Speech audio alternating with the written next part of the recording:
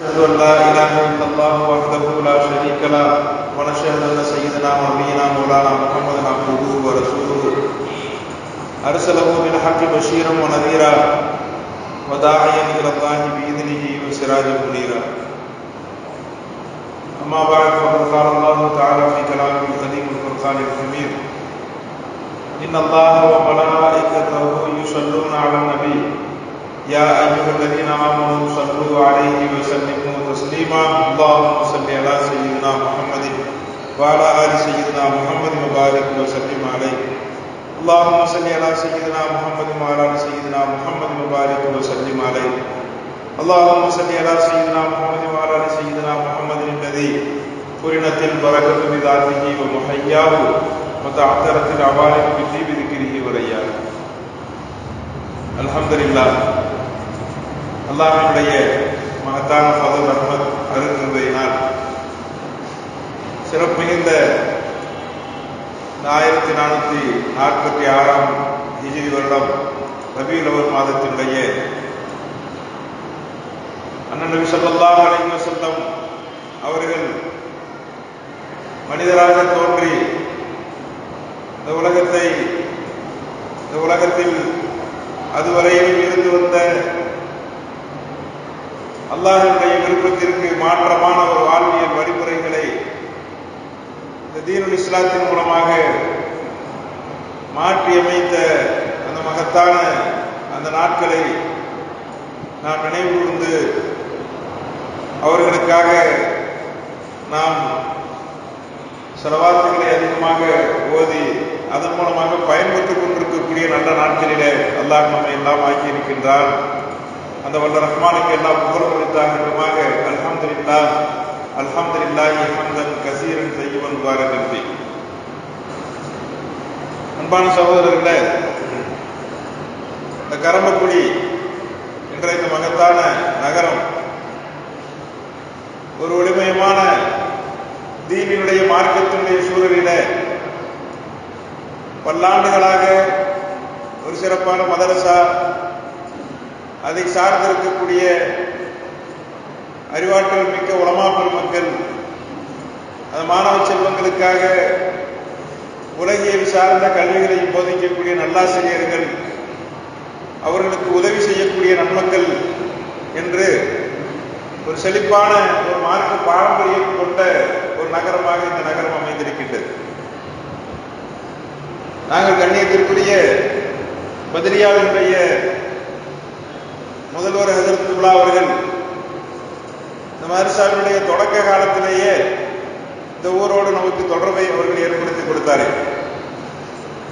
எங்களுடைய மலைச்சுடர் மாத இதழுக்காக இந்த ஊர்களிலே நாங்கள் சந்தாவை திரட்டுவதற்காக பல்லாண்டுகள் இங்கே வருகை இருந்திருக்கின்றோம். புதுக்கோட்டை மாவட்டத்தில் எத்தனையோ ஊர்கள் இருந்தாலும் இந்த ஊருக்கு இருக்கக்கூடிய, இந்த மக்களுக்கு இருக்கக்கூடிய அந்த நல்ல மனப்பான்மையை முன்வைத்து அல்லாஹ் சுப்ஹானஹு வ தஆலா அத்தகைய தொடர்புகளை ஏற்படுத்தி கொடுத்தான். எனவே இந்த மண்ணோடும் இந்த மண்ணினுடைய மைந்தர்களோடும் நமக்கு ஒரு நீண்ட தொடர்பை அல்லாஹ் ஏற்படுத்தி தந்திருக்கின்றான். வல்ல ரஹ்மான் அதனுடைய தொடர்ச்சியாக இந்த மீலாது தொடர் சொற்பொழிவிலும் பங்கேற்கக்கூடிய ஒரு சந்தர்ப்பத்தை அல்லாஹ் கிடைக்க செய்திருக்கின்றான். அல்ஹம்துலில்லாஹ். இந்த மக்களுடைய சேவை அல்லாஹ் கபூல் செய்து புரிவானாக. அன்பான சகோதரர்களே, நபி ஸல்லல்லாஹு அலைஹி வஸல்லம் அவர்களுடைய பல்வேறு வாழ்வியல் பரிணாமங்களை பல உலமாக்களின் மூலமாக செய்மொழிக்கக்கூடிய ஒரு நல்ல வாய்ப்பு. பாரம்பரியமான முஸ்லிம் நகரங்களில நாங்கள் ஓதி பட்டம் பெற்ற நீடூர் ஜாமியா மிஸ்பாஹுல் ஹுதா போன்ற எங்களுடைய கண்ணியத்திற்குரிய ஆசிரியர் பெருந்தகை, இந்த மதரசாவுடைய துணை முதல்வர், பத்ரியாவுடைய துணை முதல்வர் அப்துல் ரஹ்மான் பாசில் பாக்கவி ஹஜரத் அவர்கள், மிஸ்பாஹி ஹஜரத் அவர்கள் அந்த மதரசாவிலே பல்லாண்டுகள் பணியாற்றி வந்ததனுடைய அனுபவத்தின் தொடர்ச்சியாக இங்கே இந்த மீலாது தொடர் சொற்பொழிவு அந்த பாரம்பரியமிக்க அந்த நகரங்களில் போலவே இங்கேயும் தொடங்கி இருக்கின்றது. நான் உண்மையிலேயே மகிழ்ச்சி அடைந்து துவா செய்தவனாகத்தான் இந்த சபையில நின்று கொண்டிருக்கின்றேன். அல்லாஹ் இந்த அமலை கியாமத்து நாள் வரையிலும் நீடித்து நடைபெறக்கூடிய நல்ல அமலாக அல்லாஹ் மாற்றிய புரிவானாக. மக்கள் திரளாக பயன்பெறக்கூடிய வகையிலும் மக்களுடைய மனங்களிலும் அல்லாஹ் மாற்றங்களை ஏற்படுத்தி அருள்வானாக.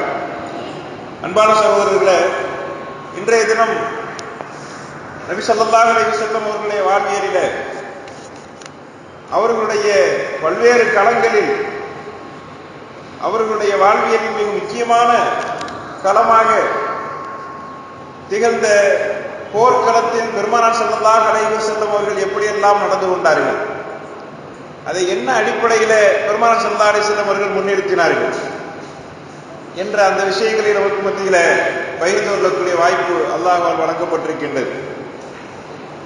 என்ன காரணம் என்றால், இது ஒரு முக்கியமான ஒரு தலைப்பு. இன்றைய நிலையில நாம் சீர்தூக்கி பார்க்க வேண்டிய ஒரு கட்டாயத்தில் நாம் இருந்து கொண்டிருக்கின்றோம்.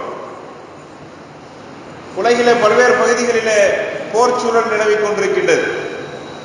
பாலஸ்தீனத்தில மிகப்பெரிய ஒரு போர் நடந்து கொண்டே இருக்கின்றது. ஓர் ஆண்டை தொடரக்கூடிய வகையில அதில் போர்க்களத்தில் அந்த மாந்தர்கள் நின்று போராடி கொண்டிருக்கக்கூடிய காட்சியை நாம் பார்க்கின்றோம். மிக கடுமையான முறையில் தாக்குதல் தொடுக்கப்படுகின்றது. சின்னஞ்சிறு குழந்தைகள் அவர்களுடைய இன்னுயிரை தியாகம் செய்யக்கூடிய காட்சியை நாம் பார்த்து வருகின்றோம்.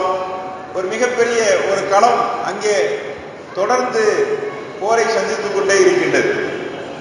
அது மட்டுமல்லாமல் மேற்கத்திய உலகிலும் கூட நாம் அது போன்ற காட்சி பார்க்கத்தான் செய்கின்றோம். அது வல்லரசுகளுக்கு மத்தியில் இருக்கக்கூடிய மோதலால், ஆயுத வியாபாரிகளால் உருவாக்கப்படக்கூடிய ஒரு போர் சூழலாக அதுவெல்லாம் காட்சி தரக்கூடிய நிலையை நாம் பார்க்கின்றோம். ஆனால் பெருமானார் ஸல்லல்லாஹு அலைஹி வஸல்லம் அவர்கள் சந்தித்த போரினுடைய நிலை எப்படிப்பட்டது? பெருமானார் ஸல்லல்லாஹு அலைஹி வஸல்லம் அவர்கள் 23 ஆண்டு காலம் இந்த தீனுல் இஸ்லாத்தை முழுமைப்படுத்தக்கூடிய ஒரு மகத்தான பணியில் அவர்கள் ஈடுபட்டார்கள். அவர்கள் 63 ஆண்டு காலம் இந்த உலகத்தில் வாழ்ந்தார்கள் என்றால், அந்த காலகட்டத்தில் 40ஆம் வயதில் அவர்களுக்கு நபித்துவம் வழங்கப்பட்டது. அதில் 13 ஆண்டு காலம் மக்கா நகரத்தில் தான் இருந்தார்கள். அந்த காலகட்டத்தில் பெருமானார் ஸல்லல்லாஹு அலைஹி வஸல்லம் அவர்களுக்கு பெரும் கடமைகள் என்று எதுவும் வழங்கப்படவில்லை. தொழுகை, நோன்பு, ஜக்காத், ஹஜ் போன்ற அத்தனை கடமைகளுமே மதீனா நகரத்தினுடைய மக்கா வாழ்க்கையினுடைய கடைசி காலகட்டத்தில் மதீனா நகரத்திற்கு அவர்கள் வருகிறதற்கு பிறகு வழங்கப்பட்ட மிகப்பெரிய அந்த வணக்க வழிபாட்டு முறைகளாகத்தான் அமைந்திருக்கின்றது. அதே போன்றுதான் மதீனா நகரத்திற்கு அவர்கள் ஹிஜ்ரத் செய்து வந்ததற்கு பிறகு பெருமானார் ஸல்லல்லாஹு அலைஹி வஸல்லம் அவர்களுக்கு அல்லாஹ் சுப்ஹானஹு வ தஆலா அவர்களுக்கு அனுமதி வழங்குகின்றான். ஊதினல் இல்லதீன யுகாத்திலூன ஃபீ ஸபீலில்லாஹ், அல்லாஹ்வின் பாதையில போர் புரிவதற்கான அனுமதி அந்த இடத்திலே அவர்களுக்கு வழங்கப்பட்டது என்பதாக குர்ஆனில் அல்லாஹ் சொல்லி இருக்கின்றான். அந்த அடிப்படையில் இஸ்லாம் மார்க்கத்தினுடைய பிற்பகுதியில உருவாக்கப்பட்ட ஒரு கடமைகளில் ஒரு வரிசையில இடம்பெற்றிருக்கக்கூடிய ஒன்றாகத்தான் இந்த போரை சந்திக்கக்கூடிய நிலையும் ஏற்பட்டிருக்கின்றது. பெருமானார் ஸல்லல்லாஹு அலைஹி வஸல்லம் அவர்கள் பத்ர் யுத்தத்தை அவர்கள் சந்தித்தார்கள். அவர்கள் ஹிஜ்ரத் செய்து மதீனா நகரத்திற்கு வருகின்ற அந்த காலகட்டத்திலேயே தொடக்கத்திலேயே அவர்களுக்கு அல்லாஹ் பத்ர் களத்தை சந்திக்கக்கூடிய வாய்ப்பை கொடுத்தான். அதிலே மகத்தான வெற்றியை கொடுத்தான். நாம் ஒவ்வொரு ஆண்டிலும் ரமலான் மாதத்திலே 17ஆம் பிறையில பெருமானார் ஸல்லல்லாஹு அலைஹி வஸல்லம் அவர்கள் மற்றும் அந்த 313 சஹாபாக்களினுடைய வாழ்வியலை நினைவு கூர்ந்து அவர்களுடைய தியாகத்தை முன்னிறுத்தி நாம் அந்த நாட்களிலே அதிகமாக நினைவு கூறுகின்றோம். அவர்களுக்காக நாம் துஆ செய்கின்றோம். அவர்களுடைய அந்த வாழ்த்துக்களின் பலனை, துஆக்களின் பலனை நாமும் பெறக்கூடியவர்களாக நாம் தொடர்ந்து இருந்து வருகின்றோம். பத்ரை பற்றி அதிகமாக நம்மிடத்தில் பேசப்பட்டிருக்கின்றது. அதே போன்று பிரபலமான போர்கள் என்று எடுத்துக்கொண்டால் நமக்கு அதிகமாக உஹது யுத்தத்தை பற்றியும் அதிகமாக பல சந்தர்ப்பங்களிலே உலமாக்களின் மூலமாக பல்வேறு விதமான செய்திகளை நமக்கு மத்தியிலே எடுத்துக் கூறப்பட்டிருக்கின்றது. குறிப்பாக சில போர்களினுடைய சூழலை குறிப்பிட்ட காலகட்டங்களிலே நமக்கு மத்தியில சொல்லப்பட்டிருக்கும். உதாரணத்திற்கு சொன்னால், பெருமானார் ஸல்லல்லாஹு அலைஹி வஸல்லம் அவர்கள் நெருக்கடி மிகுந்த ஒரு காலகட்டத்தில் கந்தக் என்ற அகல் யுத்தத்தை சந்தித்தார்கள். மதீனா நகரத்தை சுற்றி அகழியை தோண்டி உள்ளே யாரும் எதிரிகள் வந்துவிடாதபடிக்கு அவர்கள் அதையும் மீறி உள்ளே வந்தாலும் கூட உள்ளே அகலுக்குள்ளே விழுந்து விடுவார்கள்.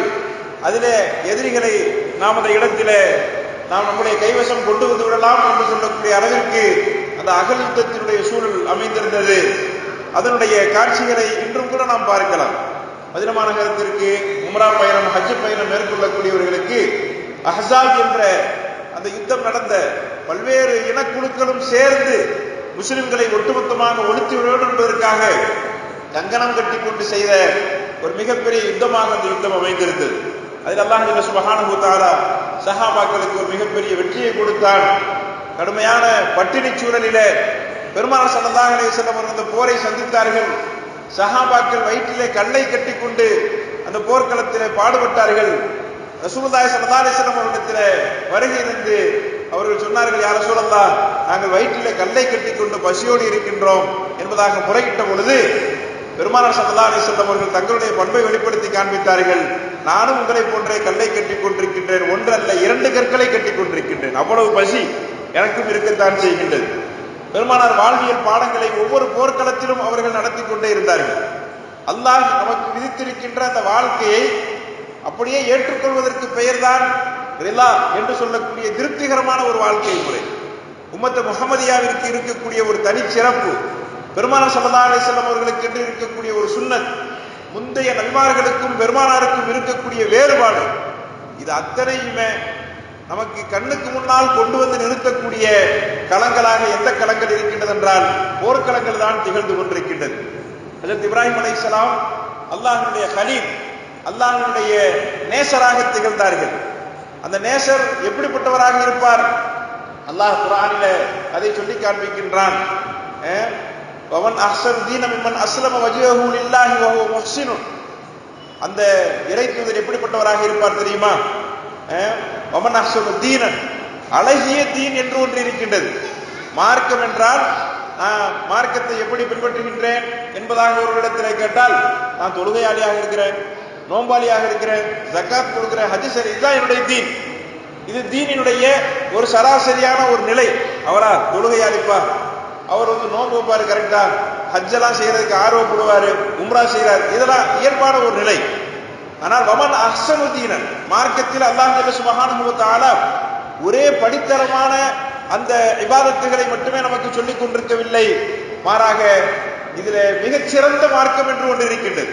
ஹுஸ்னுத்தீன், மிக அழகிய மார்க்கம் என்று ஒன்று இருக்கின்றது. அதைவிட மிகச்சிறந்த மார்க்க நிலை என்று ஒன்று இருக்கின்றது. எந்த நிலை தெரியுமா? வமன் அஹ்ஸனு தீன மிம்மன் அஸ்லம வஜ்ஹஹு லில்லாஹ். தனக்கென்று இருக்கக்கூடிய சுய விருப்பங்களுக்கெல்லாம் அப்பால் அல்லாஹ்விற்கு முன்னால் தன்னை சரணடைய செய்து கொள்வது. ரப்பு எதனை விரும்புகின்றானோ அதை அப்படியே ஏற்றுக்கொள்வது. அல்லாஹ் இப்படித்தான் விரும்புகின்றானா, இந்த வாழ்வியலைத்தான் விரும்புகின்றானா, அப்படியே ஏற்றுக்கொள்வது. ஹஜ்ரத் இப்ராஹிம் அலைஹிஸ்ஸலாம் அவருடைய வாழ்வியலை நாம் பல்வேறு வடிவங்களிலே நாம் ஒவ்வொரு காலகட்டங்களிலும் கேட்டு அதன் மூலமாக படிப்பினை பெறுகின்றோம். தன்னுடைய பிறந்த குழந்தையை அல்லாஹ்விற்காக பலியிட வேண்டும் என்ற நிலை ஹஜ்ரத் இப்ராஹிம் அலைஹிஸ்ஸலாம் அவர்களுக்கு வந்த பொழுது கனவிலே அதனை அவர்கள் பார்த்தார்கள் என்றிருந்தாலும் கூட அவர்கள் என்ன செய்வதற்கு முன் வந்தார்கள்? அதை அப்படியே நடைமுறைப்படுத்துவதற்கு முன் வந்தார்கள். அல்லாஹ் அறுத்து பலியிடுமாறு கட்டளை பிறப்பிக்கின்றான் என்பதாக நினைத்துக் கொண்டு தன்னுடைய மகனிடத்தில் அவர்கள் ஆலோசனை கலந்தார்கள். அதை செயல்படுத்துவதற்கு முன் வந்தார்கள். செயல்படுத்தினார்கள் என்பது அல்ல, செயல்படுத்துவதற்கு முன் வந்தார்கள். இதுதான் அதை இடத்துல முஹ்ஸினுன், அல்லாஹ் விரும்பக்கூடிய ஒன்றை ஏற்றுக்கொண்டு நடைமுறைப்படுத்துவதற்கு முன் வருவது. இதற்கு அல்லாஹ் சுப்ஹானஹு வ தஆலா எத்தகைய பலனை வழங்குகின்றான்? வத்தஹதல்லாஹு இப்ராஹீம கலீலா. அல்லாஹ் சொல்லி காண்பிக்கின்றான், அவர்களை அல்லாஹ் சுப்ஹானஹு வ தஆலா தன்னுடைய நண்பராக மாற்றிக் கொண்டு விட்டான். வத்தஹதல்லாஹு இப்ராஹீம கலீலன், அல்லாஹ்வின் விருப்பத்திற்கு தன்னை சரணடைய செய்து கொள்ளக்கூடிய அந்த வாழ்வியலை அல்லாஹ் அவ்வளவு மகிழ்ச்சிகரமாக ஏற்றுக்கொள்கின்றான். ஆனால் அன்பிற்குரியவர்களே, பெருமானார் ஸல்லல்லாஹு அலைஹி வஸல்லம் அவர்களை பொறுத்தவரையில அதற்கும் அப்பால் அல்லாஹ்வுடைய ஹபீபாக அவர்கள் திகழ்ந்தார்கள். கலீலுக்கும் ஹபீபுக்கும் மத்தியில மிகப்பெரிய ஒரு வேறுபாடு இருக்கின்றது. அல்லாஹ் ஒன்றை எனக்கு தீர்மானித்து விட்டால் அதில் எந்த முறையீடும் செய்வதற்கு வாய்ப்பை அந்த இடத்திலே பெற்றுக்கொள்வது கிடையாது. பசியோடு தான் என்னை இருக்க வைக்க வேண்டும் என்று அல்லாஹ் விரும்புகின்றானா, நான் பசியோடு இருப்பேன். பெருமானார் ஸல்லல்லாஹு அலைஹி வஸல்லம் அவருடைய நிலை எப்படி இருந்தது? வரலாறு நமக்கு சொல்லி காண்பிக்கின்றது.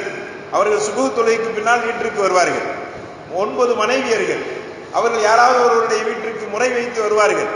வந்து அவர்களுடைய வீட்டில் சாப்பிடுவதற்கு ஏதாவது இருக்கிறதா என்பதாக கேட்பார்கள். இல்லை யா ரசூலல்லாஹ், வீட்டில் எந்த பொருளும் இல்லை. அப்படியா, நான் நோன்பு வைத்துக் கொள்கின்றேன். உடனடியாக பெருமானார் ஸல்லல்லாஹு அலைஹி வஸல்லம் நிலை என்ன? நான் நோன்பு வைத்துக் அல்லாஹ் என்னை பட்டினியோடு தான் இருக்க வேண்டும் என்று ஆசைப்படுகின்றான், எனவே நான் பட்டினியோடு இருக்கின்றேன். அதில் எந்த முறையீட்டுக்கும் அந்த இடத்திலே வேலை இல்லை. என்னுடைய நேசனாகிய ரப்பு அவன் ஏதோ என்னை எஜமானனுடைய மனப்பான்மையில இருந்து கொண்டு என்னை கஷ்டப்படுத்துவதற்கு விரும்பக்கூடியவன் அல்ல. வமா அன பில்லாமின் அபீத், குர்ஆனில் அல்லாஹ் சொல்லி காண்பிக்கின்றான், என்னுடைய அடியானுக்கு நான் அநீதம் இழைப்பவன் அல்ல. இப்படி சொல்லக்கூடிய ரப்பு எனக்கு ஏதாவது கஷ்டத்தை கொடுத்து விடுவானா? அந்த மனப்பான்மையோடு பெருமானார் ஸல்லல்லாஹு அலைஹி வஸல்லம் அவர்கள் என்ன செய்வார்கள்? ஒவ்வொரு தருணத்திலும் கஷ்டங்களை முறையீடு செய்யாமல் உடனடியாக அப்படியே ஏற்றுக்கொள்வார்கள்.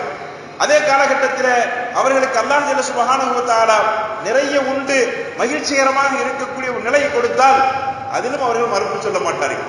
பெருமானார் ஸல்லல்லாஹு அலைஹி வஸல்லம் அவர்கள் திருப்தியாக உணவு உண்பார்கள். திருப்தியாக அந்த சந்தர்ப்பத்தில் அந்த அல்லாஹ்விற்கு ஷுக்ர் செய்யக்கூடிய, நன்றி பாராட்டக்கூடிய ஒரு சூழ்நிலை அவர்கள் அந்த இடத்தில் ஏற்படுத்திக் கொள்வார்கள். வரலாற்றில் சில நிகழ்ச்சிகளை நாம் பார்க்கின்றோம். ஒரு சஹாபி பெருந்தர்களுடைய வீட்டிற்கு பெருமானார் ஸல்லல்லாஹு அலைஹி வஸல்லம் அவர்கள் விருந்துக்கு சென்றிருந்தார்கள்.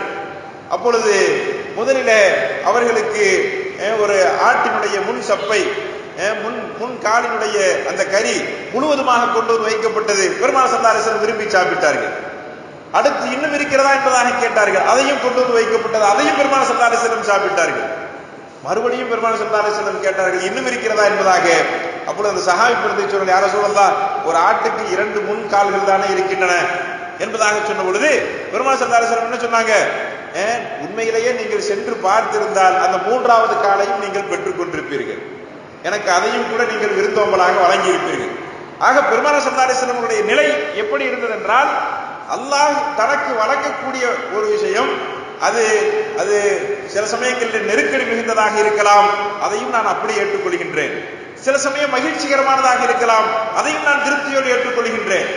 அன்பிற்குரியவர்களே, இது போன்ற அந்த மிக கடினமான அந்த வாழ்வியலின் நிலை நமக்கு அல்லாஹ் கொடுக்கக்கூடிய ஒன்றுக்காக நன்றி பாராட்டியும், அல்லாஹ் சில சமயங்களிலே நமக்கு நெருக்கடியை ஏற்படுத்தக்கூடிய சந்தர்ப்பத்தில் பொறுமை காத்து வாழக்கூடிய அந்த வாழ்வியல் முறை இருக்கின்றது அல்லவா, அதையெல்லாம் பெருமானார் ஸல்லல்லாஹு அலைஹி வஸல்லம் அவர்கள் சஹாபாக்களுக்கு களத்திலே இருந்து பயிற்றுவிக்கக்கூடிய ஒரு மகத்தான அம்சமாகத்தான் நாம் போர்க்களங்களை பார்க்கின்றோம்.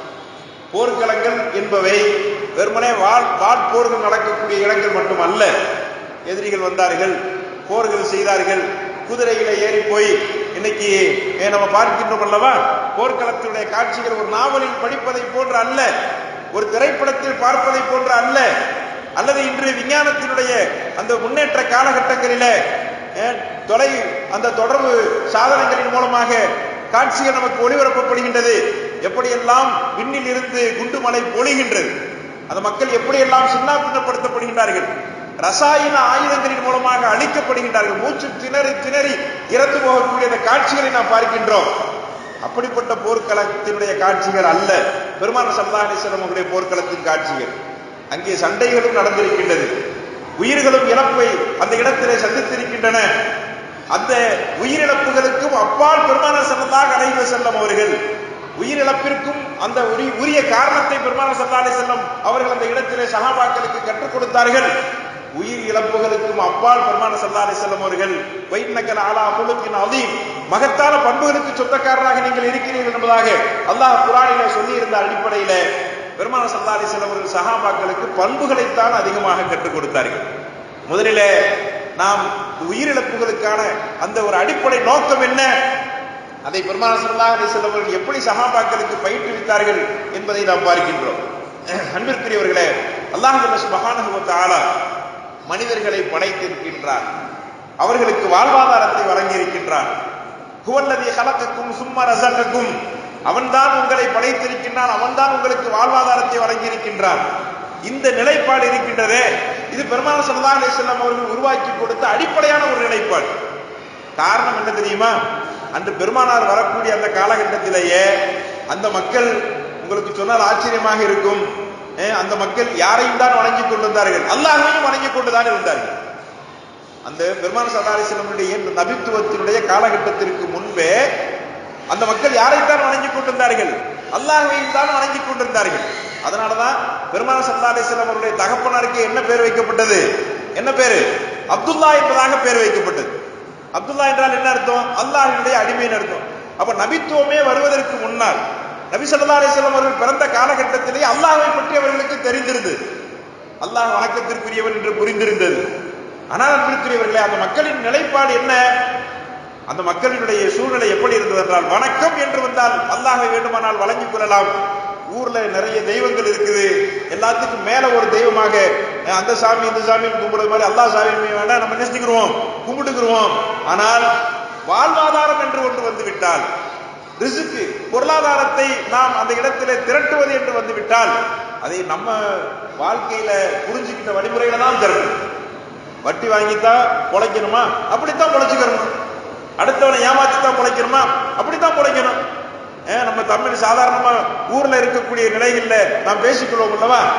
கர்ணம் பாய்ந்தாவது காசு திரட்டித்தான் ஆக வேண்டும். யாரு எக்கேடு கெட்டாலும் பரவாயில்லை, எனக்கு பொருளாதாரம் வேண்டும். காசு இல்லாமல் இந்த உலகத்திலே வாழ முடியாது. இன்றைக்கும் மக்கள் நினைக்கக்கூடிய அதே மனப்பான்மை அன்றைய நிலையிலே ஊடுருவி போயிருந்தது. மக்கமா நகரத்திற்குள்ளே மாற்று நகரங்களில் இருந்து வியாபாரிகள் வந்தால் பயந்து கொண்டே உள்ளே வருவார்கள். எப்போ நம்ம காசு பூரா அவன் பறிச்சுட்டு விடுவான்னு தெரியாது. எப்போ அந்த சமயத்துல வியாபாரத்திற்காக வேண்டி வந்தால் அந்த பொருளாதாரம் எப்பொழுது பறிக்கப்பட்டுவிடும். காரணம், அந்த அளவிற்கு மிக மோசமான ஒரு நிலை. நம்முடைய பொருளாதாரத்திற்கு எந்த விதமான உத்தரவாதமும் இல்லை. அப்போ பெருமானார் ஸல்லல்லாஹு அலைஹி வஸல்லம் அவர்கள் அடிப்படையான மார்க்கத்தினுடைய கோட்பாட்டு சிந்தனைகளை அங்கே உருவாக்கி காண்பித்தார்கள். அவர்கள் அன்றைய காலகட்டத்தின் நிலையை குர்ஆன் திரும்ப திரும்ப எடுத்துரைக்கின்றது. வரையின் சால்தும் மன் ஹலக ஸமாவாத்தி வல் அர்த், அந்த மக்களிடத்தில் நீங்கள் கேட்பீர்கள் என்றால் வான பூமியை படைத்தவன் யார்? யகூலுன் அல்லாஹ், அல்லாஹ் தான் என்று கூறுவார்கள். அந்த மக்கள் அல்லாஹ் தான் சொல்லிட்டு தான் இருந்தாங்க. மையமுலிக்கு ஸமாவாத்தி வல் அர்த், இந்த வான பூமிகளுக்கெல்லாம் சொந்தக்காரன் யார்? அல்லாஹ். யகூலுன் அல்லாஹ், யகூலுன் அல்லாஹ், அல்லாஹ் அல்லாஹ் என்பதாக சொல்லிக் கொண்டிருந்த மக்கள் தான். ஆனால் பெருமானார் ஸல்லல்லாஹு அலைஹி வஸல்லம் அவர்கள் தங்களுடைய நபித்துவத்தின் மூலமாக அந்த மக்களிடத்தில் ஏற்படுத்திய பண்பாடு என்ன? எந்த இறைவன் உங்களை படைத்தான் என்று சொல்லுகின்றீர்களோ, எந்த இறைவனை உங்களுடைய பெரிய தெய்வம் என்பதாக சொல்லிக் கொண்டிருக்கிறீர்களோ, அந்த இறைவனுக்கும் உங்களுக்கும் மத்தியிலான தொடர்பு என்பது அறுபட்டு விடாத ஒரு தொடர்பு. அவன் இல்லாமல் நீங்கள் ஒரு மூச்சுக்காற்றை கூட இந்த உலகத்திலே வெளியிட முடியாது. அவன் இல்லாமல் நீங்கள் ஒரு பருக்கையை கூட மென்று விழுங்கிவிட முடியாது. அவனுக்கு உங்களுக்கு மத்தியிலான தொடர்பு, உங்களுடைய உள்ளத்திலே ஒரு நேசம் எரிகின்றது என்றால், ஒரு கணவன் மனைவிக்கு மத்தியிலே பந்தபாசம் உருவாகின்றது என்றால், ஒரு பிள்ளைகளுக்கு உங்களுக்கு மத்தியிலே எத்தகைய ஒரு பந்தபாசம் நிலவுகின்றது என்றால், அது அத்தனைக்கும் பின்னணியில யார் இருக்கின்றார்? அல்லாஹ் இருக்கின்றார். அல்லாஹ் இருக்கின்றான். அதை சொல்வதுதான் பெருமானார் ஸல்லல்லாஹு அலைஹி வஸல்லம் அவர்களுடைய மார்க்கத்தின் முழுமை பண்பாக அந்த இடத்திலே திகழ்ந்தது. வாங்க.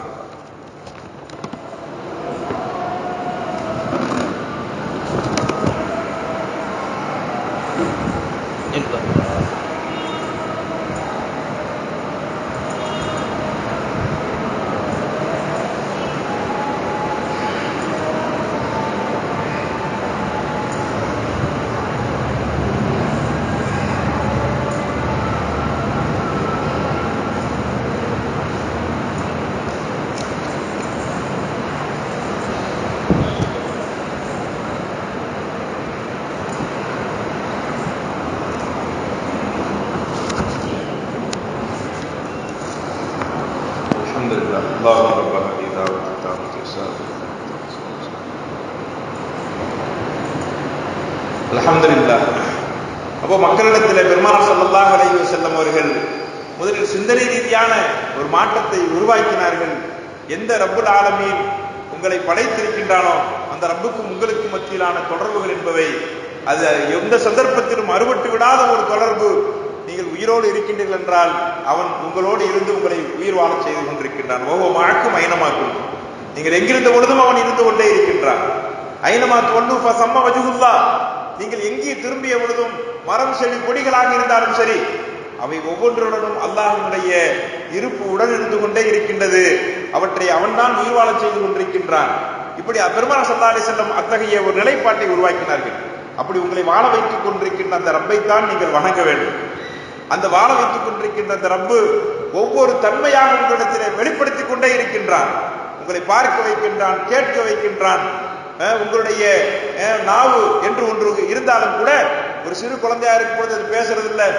வயது முதிர்ச்சியானதற்கு பிறகு அந்த பேச்சு கொஞ்சம் கொஞ்சமாக குறைஞ்சு போயிருது. இடைப்பட்ட காலத்தில் அல்லாஹ் தான் உங்களை பேச வைக்கின்றான். கலாம் உங்களுடையதாக இருக்கலாம், ஆனால் உண்மையில் பேசக்கூடியவன், உங்களை பேச வைப்பவன் அல்லாஹ்வாகத்தான் இருந்து கொண்டிருக்கின்றான். இப்படி ஒவ்வொரு நிலைகளிலும் அல்லாஹ் சுப்ஹானஹு வ தஆலா நம்மோடு இருக்கக்கூடிய அந்த நிலையை பெருமானார் ஸல்லல்லாஹு அலைஹி வஸல்லம் சஹாபாக்களுக்கு உணர்த்தி காண்பித்தார்கள். அந்த உணர்த்துதலுடைய உச்சகட்டமாக பெருமானார் ஸல்லல்லாஹு அலைஹி வஸல்லம் நம்மிடத்தில் ஏற்படுத்திய, சஹாபாக்களிடத்தில் ஏற்படுத்திய பண்பு என்ன தெரியுமா? நம்மிடத்தில் ஏற்படக்கூடிய ஒவ்வொரு செயல்பாடும், ஒவ்வொரு அசைவும் அது அல்லாஹ்வை கொண்டுதான் ஏற்படுத்தப்படுகின்றது. அல்லாஹ் சூரத்துல் அன்ஃபால்ல சொல்லி காண்பிக்கின்றான், ஒமா ரமைத்த இது ரமைத்த வலாக்கின்னல்லாஹ ரமா. போர்க்களத்திலே வாளேந்தி போராடுகின்றீர்கள், அம்பெறுகின்றீர்கள், இது அத்தனையும் உங்களுடைய வீர தீரத்தின் மூலமாக ஏற்பட்ட ஒன்று என்பதாக நீங்கள் நினைத்துக் கொள்ளக்கூடாது. ஒமா ரமைத்த இது ரமைத்த வலாக்கின்னல்லாஹ ரமா. நீங்கள் ஒரு பொழுதும் அம்பெறியவில்லை, நீங்கள் எரியக்கூடிய நேரத்தில் வலாக்கின்னல்லாஹ ரமா, அல்லாஹ் தான் எரிகின்றான். அப்படி என்றால் இந்த கரம் நமக்கு இருக்கத்தான் செய்கின்றது, இந்த கைகள் இருக்கத்தான் செய்கின்றது. ஆனால் இந்த கையிலே வலிமையை கொடுப்பவன் ரப்பாக இருந்து கொண்டிருக்கிறான். எப்ப வேணுமானு இந்த கைக்கு ஒண்ணும் இல்லாம போயிடும். பெரிய பெரிய எழுத்தாளர்கள், பெரிய பெரிய குத்துச்சண்டை வீரர்கள் நமக்கெல்லாம் தெரியும். முகமது அலி கிளை எவ்வளவு பெரிய குத்துச்சண்டை வீரர். ஒரே குத்துல என்ன செஞ்சிருவாரு, எதிரியை சாய்த்து விடுவார். அல்லாஹ் அவருக்கு ஈமானிய பாக்கியத்தை கொடுத்தான், அல்லாஹ்வை புரிந்து கொள்ளக்கூடிய பாக்கியத்தை கொடுத்தான். அவ்வளவு பெரிய வெற்றியும் அவருக்கு கிடைச்சு. ஆனா வாழ்க்கையினுடைய கடைசி காலகட்டம் என்னவானது? அவருடைய கையினால் ஒரு சின்ன தம்ளரை தூக்கி பிடிக்க முடியாது, கையெல்லாம் நடுங்கும். பார்க்கின்சன் சொல்லி ஒரு நோய். அந்த அளவிற்கு அல்லாஹ் ஜல்ல சுப்ஹானஹு வ தஆலா அவருடைய கையில் இருந்த சக்தியெல்லாம் உறிஞ்சி கொண்டு விட்டான். நாம் இன்னைக்கு நமக்கு மத்தியிலே பல பேரை பார்க்கத்தான் செய்யணும். முதுமை என்று ஒன்று வந்து விட்டால் நமக்கு இன்னொருவருடைய துறை தேவைப்படுகின்றது. அப்போ நம்மிடத்தில் ஏற்படக்கூடிய செயல்பாடுகள், வலிமை, அது அல்லாஹ்வால் உருவாக்கப்பட்ட ஒன்று. அல்லாஹ் தான் நம்மோடு இருந்து அதனை வெளிப்படுத்திக் கொண்டே இருக்கின்றான். அந்த உணர்வு நமக்கு எப்பொழுதும் இருந்து கொண்டே இருக்க வேண்டும். பெருமானார் ஸல்லல்லாஹு அலைஹி வஸல்லம் உச்சகட்டமாக ஒரு நிலை ஏற்படுத்தி கொடுத்தார்கள். நம்மிடத்தில் இருக்கக்கூடிய உடைமைகள் அல்லாஹ்விற்கு சொந்தமானது. இது குர்ஆன்ல சொன்ன விஷயம் தான். லஹு மா ஃபிஸ் ஸமாவாத்தி வல் அர்த் லஹு மன் ஃபிஸ் ஸமாவாத்தி வல் அர்த். இந்த வான பூமியில் இருக்கக்கூடிய அனைவரும் யாருக்கு சொந்தமானது? அல்லாஹ்விற்கு தான் சொந்தமானது. நம்மிடத்தில் இருக்கக்கூடிய பிள்ளை குட்டி எல்லாமே நமக்கு சொந்தம் நம்ம நினைக்கிறோம். ஆனால் நமக்கு அவர்கள் ஒருவருதும் கட்டுப்பட்டு இருப்பது கிடையாது. அல்லாஹ்விற்கு தான் அவர்கள் கட்டுப்படுவார்கள். நம்ம பிள்ளை ஏதாவது சேட்டை செஞ்சா பிள்ளைங்க சொன்ன கேட்க மாட்டேங்கிறாங்க. நம்ம ரப்பிடத்தெல்லாம் கையேந்தணும். யா அல்லாஹ், உனக்கு சொந்தமானவர்களை நீ எனக்கு அமானிதமாக வழங்கி இருக்கின்றாய், நீ தான் அவங்களை என்ன செய்யணும்? கட்டுப்படுத்தி வைக்க வேண்டும். அப்படி அல்லாஹ்வோட இந்த சஹாபாக்களுக்கு மத்தியிலே தொடர்பை ஏற்படுத்தினார்கள். ஆக அல்லாஹ் தான் நம்மோடு இருக்கின்றான். நமக்கென்று ஒரு உருவமும் ஒரு நடமாட்டமும் இருந்தாலும் கூட இது அத்தனையும் நமக்கு அமானிதமாக வழங்கப்பட்டு இந்த உணர்வை பெருமானார் ஸல்லல்லாஹு அலைஹி வஸல்லம் ஊட்டினாங்க. இதனுடைய உச்சகட்ட நிலைதான் அல்லாஹ் நமக்கு வழங்கியவற்றை அவன் விரும்பும் பொழுது நாம் அவனிடத்திலே ஒப்படைக்க வேண்டும் என்பது. அதனை பெருமானார் ஸல்லல்லாஹு அலைஹி வஸல்லம் அவர்கள் சஹாபாக்களிடத்தில் ஈமானின் அடிப்படை நிலையாக உருவாக்கி காண்பித்தார்கள். ஹஜ்ரத் உமர் ரலியல்லாஹு அன்ஹு வந்து சொன்னாங்க, யா ரசூலல்லாஹ், நான் உங்களுக்காக என்கிட்ட இருக்கிற எல்லாத்தையுமே நான் தியாகம் செய்றேன். எல்லாத்தையுமே என்னென்ன தியாகம் செய்வீங்க? பொருளாதாரத்தை பூரா தியாகம் செய்யறேன், என்னுடைய நேரத்தை தியாகம் செய்யும், எல்லாவற்றையுமே தியாகம் செய்கிறேன். அப்ப பெருமானார் ஸல்லல்லாஹு அலைஹி வஸல்லம் கேட்டாங்க, அப்ப உங்களுக்குன்னு இருக்கிறது உங்க உசுர் தான் இருக்கு, உங்களுக்குன்னு இந்த உசுர் இருக்கு, அப்போ அதை தியாகம் அதெல்லாம் தியாகம் செய்ய முடியாது. அதெல்லாம் எப்படி? அதை தியாகம் செஞ்சுட்டா எப்படி இந்த உலகத்துல உயிர் வாழ்றது?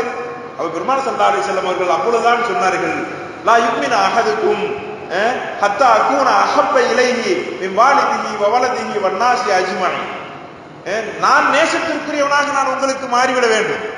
நான் நேசத்திற்கு யாரை விட? மின் வாலிதிஹி வ வலதிஹி, பெற்றோரை விட, தன்னுடைய பிள்ளைகளை விட, வன்னாஸி அஜ்மஈன், உலகத்தில் இருக்கக்கூடிய அனைத்து மக்களையும் விட நான் உங்களுக்கு நேசத்திற்குரியவனாக மாற வேண்டும். அப்படின்னா பெருமானார் ஸல்லல்லாஹு அலைஹி வஸல்லம் ஒன்றை விரும்புறாங்க அப்படின்னு சொன்னா அவங்களுக்காக பெற்றோரையும் தியாகம் செய்வதற்கு அந்த சஹாபாக்கள் தயாராக இருந்தார்கள், பிள்ளைகளையும் தியாகம் செய்தார்கள், உலகத்தில் உள்ள அனைவரையும் தியாகம் செய்தார்கள். அதனுடைய உச்சகட்டமான ஒரு நிலைதான் தங்களுடைய பொருளாதாரத்தையும் பெருமானாருக்காக தியாகம் செய்தார்கள், தங்களுடைய உயிரையும் பெருமானார் ஸல்லல்லாஹு அலைஹி வஸல்லம் அவர்களுக்காக தியாகம் செய்தார்கள். ஹஜ்ரத் உமர் ரலியல்லாஹு அன்ஹு இதை கேட்ட உடனே அப்பொழுது என்ன சொன்னார்கள்? அப்படியானால் யா ரசூலல்லாஹ், இந்த உயிரினுடைய அருமை இது யாரிடத்திலிருந்து வருகின்றது என்ற உண்மை உங்கள் மூலம் தான் எனக்கு கிடைத்திருக்கின்றது. எனவே அதையும் நான் உங்களுக்காக தியாகம் செய்கின்றேன், அதையும் நான் உங்களுக்காக தியாகம் செய்கின்றேன். பெருமானார் ஸல்லல்லாஹு அலைஹி வஸல்லம் அவர்கள் அப்படிப்பட்ட ஒரு சிந்தனை நிலையை இந்த போர் சூழல்களினுடைய காலகட்டங்களில் மட்டுமல்ல, வாழ்க்கையினுடைய எல்லா நிலைகளிலும் உருவாக்கி காண்பித்தார்கள். அந்த உணர்வு இல்லை என்றால் நாம் மார்க்கத்தை மிகச் சரியான முறையில் பின்பற்ற முடியாது. எனக்கு தான் பொருளாதாரம் சொந்தம் என்று நினைப்பதன் காரணத்தினால்தான், நான் என் வீடு என் வாசல் எல்லாம் நான் சம்பாதிச்சது என்று நினைப்பதன் காரணத்தினால்தான் இன்னைக்கு பல பேர் ஜக்காத் கொடுப்பது கிடையாது, சதக்காக்கள் தான தர்மங்கள் செய்வது கிடையாது. அல்லாஹ் என்ன சொல்கின்றான்? அல்லாஹ் தான் உங்களுக்கு ரிஸ்க் வழங்கி இருக்கின்றான் என்றால் அந்த ரப்பு சொல்லுகின்றான் நீங்கள் செலவழியுங்கள். அந்த ரப்பு சொல்லுகின்றான். காரணம், அந்த பொருளாதாரம் அல்லாஹ்விற்கு சொந்தமானது. அவன் எப்பொழுது வேண்டுமானாலும் அந்த பொருளாதாரத்தை உங்களிடத்திலிருந்து எடுத்துக்கொள்ள முடியும். காரூன் அப்படித்தான் சொல்லிட்டு இருந்தான்.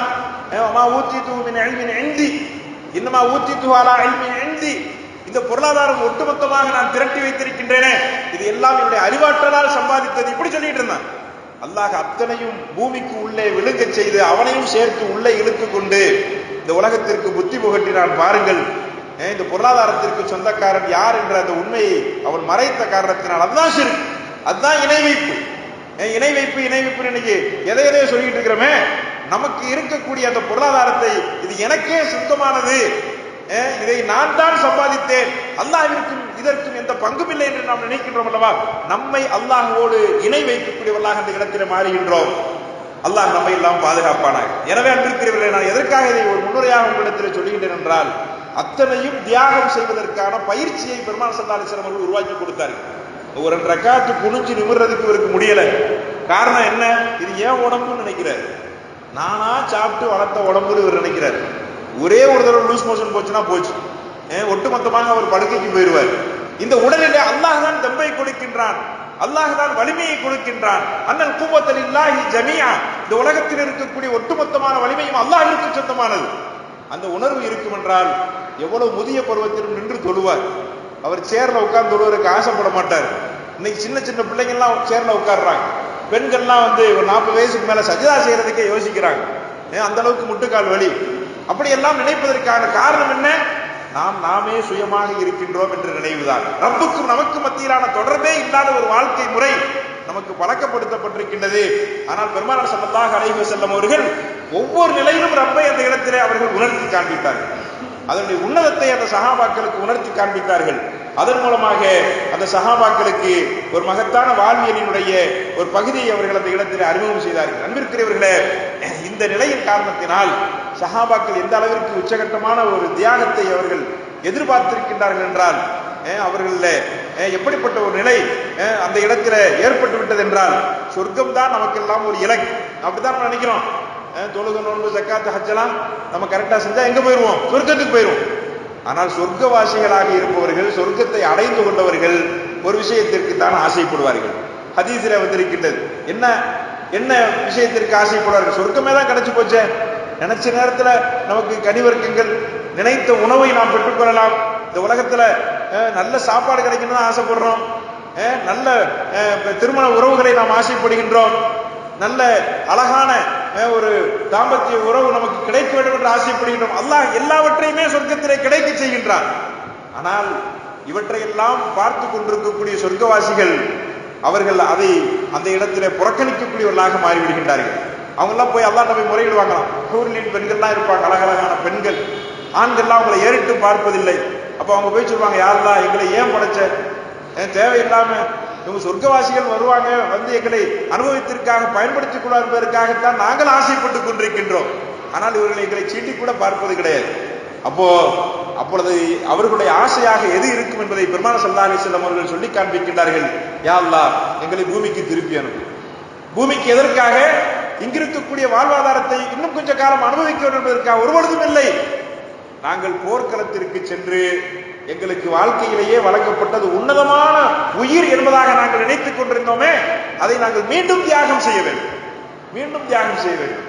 திரும்ப நாங்கள் சொர்க்கத்திற்கு வருவோம், திரும்பவும் எங்களை நீ பூமிக்கு அனுப்ப வேண்டும், மீண்டும் நாங்கள் போர்களிலே கலந்து கொண்டு உன்னுடைய அந்த உரிமையை நீ கேட்கின்றாய், உனக்கு கொடுக்கின்றேன் என்ற அந்த உணர்வோடு அல்லாஹ் குர்ஆனிலே சொல்லி இருக்கின்றான் அல்லவா, கலக்கலக்கும் மாஃபில் அர்தி ஜமீஅன், இந்த உலகத்தில் இருக்கக்கூடிய அனைத்தையும் உனக்காகத்தான் நான் படைத்திருக்கின்றேன். அப்படி அல்லாஹ் சொல்கின்றான். ஞானவான்கள் என்ன விளக்கம் தருகின்றார்கள்? அப்படி என்றால் எல்லாவற்றையுமே அனுபவிச்சுக்கிட்டே இருக்கிறதா மனுஷனுக்கு தேவையான ஒன்றா? ஒருபொழுதும் இல்லை. இவற்றையெல்லாம் எனக்காக நீ படைத்திருக்கின்றாய் என்றால் எங்களுக்கு நீதான் தேவை. எங்களுக்கு யார்தான் தேவை? எங்களுக்கு நீதான் தேவை. இவற்றையெல்லாம் எல்லாவற்றையும் கொடுக்கிறார். வெளிநாட்டிலிருந்து அத்தா வாங்கி வாங்கி அனுப்புறார். அதையெல்லாம் பார்க்கக்கூடிய பிள்ளை கேட்கிறான், எவ்வளவு அழகழகான பொருட்களை எல்லாம் அனுப்புறாரு, அது அத்தாவை ஒரு தரிசனம் நமக்கு கிடைத்து விடாதா? அவரை பார்த்து எத்தனை வருஷம் ஆச்சு, இந்த பொருள்கள்லாம் ஒரு கட்டத்தில் சலிச்சு போயிருச்சு, எங்க அத்தாவோட கொஞ்ச நேரம் உட்கார்ந்து சாப்பிடணும். சில வீடுகள்ல அப்படியெல்லாம் ஆசைப்படுவாங்க, அத்தா கூட உட்கார்ந்து சாப்பிடணும், அத்தா கூட கொஞ்ச நேரம் பேசிக்கிட்டு இருக்கணும். இதுதான் அவங்களுடைய விருப்பமாக இருக்கு. பொருள்களுக்கு இருக்கக்கூடிய முக்கியத்துவம் ஒரு கட்டத்தில் நீங்கி அந்த பொருளை வழங்கக்கூடியவன் மீது ஒரு பிரியம் வருவதை போல ரப்பு வழங்கி இருக்கக்கூடிய இந்த பொருட்களின் மீதான அத்தனை மோகங்களும் நீங்கி ரப்பின் மீது ஆவல் கொண்டவர்களாக அவர்கள் மாறி போயிருப்பார்கள். அந்த ரப்புக்காக இந்த பொருட்களை எல்லாம் தியாகம் செய்வார்கள். இந்த உயிரும் ஒரு பொருள் தான், இந்த உயிரும் ஒரு பொருள் தான். என்னிடத்தில் இருக்கக்கூடிய குடும்பத்தை ஹஜ்ரத் இப்ராஹிம் அலைஹிஸ்ஸலாம் அவருடைய வாழ்விலே குர்ஆனிலே படிப்படியாக எடுத்துரைக்கப்படுகின்றது.